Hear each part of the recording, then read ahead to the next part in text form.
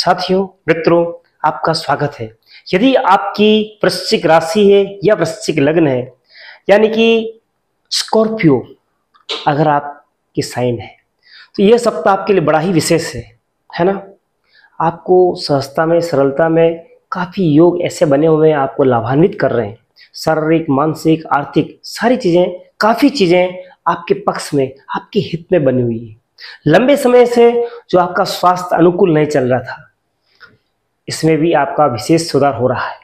साथ में भाग्येश ये भी अच्छी स्थिति में है ना। इस सप्ताह में देखिए, आपका शनि जो है त्रिकोण में, चंद्रमा देखें प्रारंभ में उच्च का केंद्र में, फिर देखिए वापस बुध जो है त्रिकोण में, सूर्य भी स्वग्रही बने हुए हैं केंद्र में। इसी सप्ताह में 20 अगस्त को है ना, रात्रि में शुक्र अपना राशि परिवर्तन कर रहे हैं, मिथुन से कर्क में आ रहे हैं, है ना। तो शुक्र भी त्रिकोण भाग्य स्थान पर आ रहे हैं। तो ये सारी जो ग्रह हैं, ये आपके हित में सब प्रकार से शारीरिक, मानसिक, आर्थिक सभी चीजें आपको पॉजिटिव कर रहे हैं, है ना। सप्ताह में आपको केवल 2 दिन ध्यान रखना है, बाकी 5 दिन का समय आपके लिए अनुकूल बना हुआ है ना। तो 18 अगस्त से हम 24 अगस्त तक की बात कर रहे हैं। तो 18 अगस्त को दोपहर से लगाकर 20 अगस्त सायंकालीन या रात्रिकालीन मान लीजिएगा। तो यहाँ तक का जो समय है, आपको कोई मेजर डिसीजन नहीं लेना है, यात्राएं टालनी है, कोई नई चीज परचेज नहीं करनी है, अपने स्वास्थ्य का ध्यान रखना है, अच्छा रहेगा। क्यों कह रहा हूं मैं ऐसा? क्योंकि उस समय चंद्रमा का जो विचरण है अष्टम स्थान पे आ जाएगा, है ना। चंद्रमा इस सप्ताह में वृषभ, मिथुन, कर्क एवं सिंह राशि पर भ्रमण करेंगे। तो हमारी कुंडली, हमारी चंद्र कुंडली के अनुसार चंद्रमा का इस समय जो है, जो मैंने बताया, अष्टम गोचर रहेगा। अष्टम गोचर जिस किसी ग्रह का होता है, तो वहां पे हमें सावधानी की जरूरत रहती है, बाकी अनायास नुकसान हो सकता है। हम सोचते क्या है, होता क्या है, तो ये चीज ना हो, उसके लिए हमने आपको ये सारी चीजें अवगत करवाई। आगे का जो समय है, फिर एक विशेष बात होने जा रही है इस सप्ताह में, है ना। क्या विशेष है कि 23 अगस्त को शनिश्चर अमावस्या आ रही है ना। सूर्य का जिस नक्षत्र में विचरण हो रहा है ना, मघा नक्षत्र में वो विचरण कर रहे हैं, है ना। मघा की अधिपति कौन है? पितर है। और पितरों के लिए कौन सी चीज बेस्ट है? अमावस्या बेस्ट है। तो इस दिन यदि आप उपाय कर लेते हैं, तो निश्चित तौर पर सूर्य जो किसी राशि के बने हुए हैं, जो कि कर्म क्षेत्र के बने हुए हैं, आपको लाभान्वित करेंगे, है ना। तो ये काम आपको अवश्य करना है। साथ में 23-24 को चंद्रमा भी यहीं आ जाएंगे, है ना।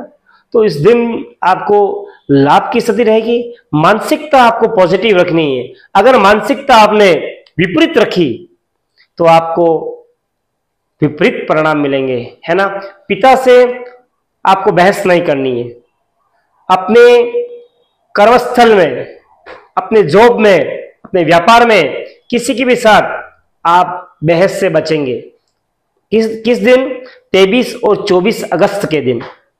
तो निश्चित तौर पर, और आपको राय लेनी है अपने पिताश्री से कि पिताश्री में क्या करूं जिससे विशेष हो, या अपने बॉस से, है ना, जो अपने से सीनियर है, उनसे कि सर क्या अपन इंप्लीमेंट करें, क्या नया करें, ताकि क्या प्लानिंग करें कि हमारा अच्छा हो, वेल हो। तो ये सारी चीजें आपको करनी है। ये चीज अगर आप करेंगे, आपको लाभ की स्थिति आएगी। साथ ही आपको विशेष बिंदुओं के ऊपर हम बताना चाहेंगे, जो कि हमने उल्लेखित कर रखी है ना। सर्वप्रथम हेल्थ के बारे में बताएंगे हम।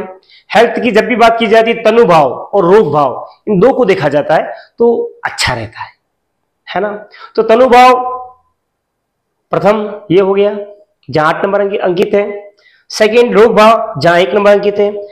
आपको अच्छा लगेगा कि 8 नंबर का स्वामी और 1 नंबर का स्वामी दोनों एक ही है, मंगल, मार्स। और मार्स की जो स्थिति है, वो एकादश भाव में, आय भाव में बैठा हुआ है। साथ में अपने भाव को रोग भाव को देख रहा है तो निश्चित तौर पर यह आपको रोग मुक्त बनाने वाला है ना। आपकी प्लानिंग परफेक्ट होने वाली है। आप जो कुछ कार्य करेंगे बहुत प्लानिंग करेंगे, आप छोटी छोटी बातें बहुत सोचेंगे, लेकिन जो काम किए आप उसी के ऊपर सोचो तो ज्यादा अच्छा है। छोटी छोटी बातों को आप विशेष अगर लेकर चलेंगे तो वो ठीक नहीं रहेगा, है ना। परिवार में कुछ विवाद होने के योग रहेंगे, तो इससे क्या नुकसान हो सकता है।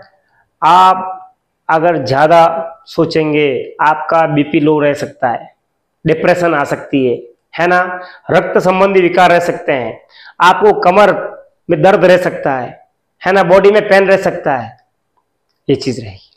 अब हम बात करें सेकंड लव की, तो लव की जो स्थान बना हुआ है वो पंचम स्थान होता है, और उसके अधिपति गुरु है वो अष्टम में गए हुए हैं, साथ में शनि वही है, मंगल की दृष्टि है।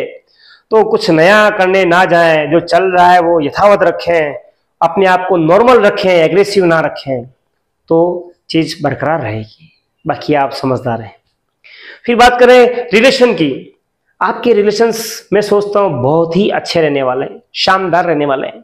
क्यों कह रहा हूं मैं, क्योंकि लग्नेश मंगल आय भाव में गया है और लग्न पर केवल चंद्रमा की एक दिन दृष्टि है, तो ये सारे बातें इंगित करती है कि आप अच्छे रहेंगे, आपके टर्म्स अच्छे रहेंगे, लोगों के साथ बढ़िया रहेंगे, विचार मेलजोल सारी चीजें पॉजिटिव और हित में रहेगी।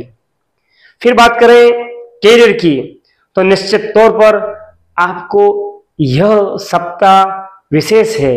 कैरियर में आपके बॉस, आपके ऑनर जो आपकी कंपनी के हैं वो आपसे खुश रहेंगे, आपसे चाहेंगे कि आपसे वार्तालाप करें, फीडबैक लें, क्या हमें इंप्रूव करना, ये सारी चीजें आपके साथ होने वाली है ना।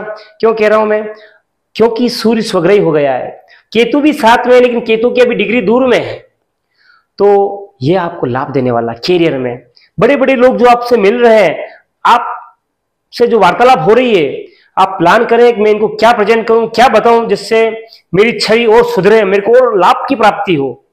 तो अगर ये सोच कर जाएंगे, तैयारी करके जाएंगे, तो निश्चित तौर लाभ होगा। अपने पिताश्री से कंसल्ट कीजिए आप, क्योंकि सूर्य का कारक पिता होता है और पिता पिता ही होता है। उनके वटवृक्ष के नीचे आप पले बले हैं, है ना, पले बड़े हुए हैं, उनसे राय लेना, उनको भी प्रसन्नता होगी, आपको अभी मार्ग प्रशस्त होगा, तो ये अवश्य करें आप। फिर बात करें मैरिज की, तो मैरिज की जो योग बने हुए हैं निश्चित तौर पर मध्यम से उत्तम बने हुए हैं। आप जहां चाह रहे हैं अवश्य ट्राई करें, अवश्य प्रयत्न करें, तो संभवतया प्रयास करने के ऊपर सफलता मिलने के योग बने हुए हैं। फिर बात करें यदि आप स्टूडेंट हैं तो किसी चीज के तह तक जा रहे हैं आप, है ना, बारीक से बारीक चीज, है ना, आप निचोड़ निकाल रहे हैं, पढ़ रहे हैं, मेहनत की में कोई कमी नहीं कर रहे हैं, और आपके कर्म क्षेत्र में कर्म स्थान पर एक सूर्य केतु का योग बना हुआ है, ग्रहण योग कहते हैं इसको। अमावस्या के दिन आप उपाय करें, निश्चित तौर पर आप सफल रहेंगे, है ना। एवं शुक्र भी भाग्य स्थान पे आ जाएंगे, बुध भी भाग्य स्थान पे, तो इन दोनों की युति आपको कहीं विशेष लाभ देने वाली है, तो प्रयास सार्थक रहेंगे। फिर बात करें कौन सा दिन आपके लिए अच्छा बना हुआ है, तो मैं सोचता हूं 22 तारीख आपके लिए बहुत ही अच्छी है, शानदार है। आप जो कुछ करेंगे आपके हित में रहेगा। फिर बात करें कौन सा कलर, तो ऑरेंज कलर, है ना, आपके लिए बहुत अच्छा रहने वाला है। Light orange, light orange colour, हल्के कलर, है ना, लाइट रेड कलर अच्छा रहेगा। फिर बात करें लक कितना काम कर रहा है, लक की बात करें तो 80-85% आपका अच्छा लक बना हुआ है, लाभ दे रहा है। चतुर्थ अष्टम द्वादश की गणना करें तो केवल बृहस्पति हैं जो आपके अष्टम स्थान पर गोचर कर रहे हैं, जिससे क्या हो सकता है, क्या ध्यान रखना है। तो अष्टम में जो बृहस्पति है अपने खुद के भाव को देख रहे हैं, धन संबंधी और संतान संबंधी आपको विशेष चिंता रहेगी। दो चीजों की चिंताएं प्रभावित करेगी आपको, धन और संतान साथ में, एवं आपका हेल्थ आपको ध्यान रखनी है। ये 3 चीज आपको ये बृहस्पति अष्टम दे सकता है। फिर बात करें स्पिरिचुअल लाइफ, आध्यात्मिक लाइफ, तो वो नवम स्थान से, भाग्य स्थान से देखा जाता है। और भाग्येश चंद्र प्रारंभ में केंद्र में उच्च के हैं, इसलिए आपका समय मिला जुला रहने वाला है। एवं आप कभी थॉट्स पॉजिटिव कभी नेगेटिव, लेकिन आपके ज्यादातर पॉजिटिव रहने वाले हैं। सप्ताह में 5 दिन आपका पॉजिटिव रहने वाले हैं, तो 2 दिन आपको ध्यान रखना है। आप आध्यात्मिक जीवन से जुड़े हुए रहेंगे और ये आपके लिए बहुत ही लाभप्रद रहेगा। साथ ही उपाय क्या करें जिससे सारे कार्य सहजता में हो जाएं, तो आपको 2 कार्य करने हैं जिससे आपके सारे कार्य अनुकूल बने। प्रथम, भगवान बालाजी की आराधना मंगलवार शनिवार को करनी है या दर्शन करने हैं, कुछ चीज चढ़ानी है, गुड़ है, केले हैं, चने हैं, जो संभव हो, या आगे करवानी है, चोरा चढ़वाना है। द्वितीय कार्य क्या है कि आपको भगवान लक्ष्मी नारायण भगवान के दर्शन करने हैं, है ना। ये दोनों कार्य करते हैं तो निश्चित तौर पर आपका विशेष रहेगा।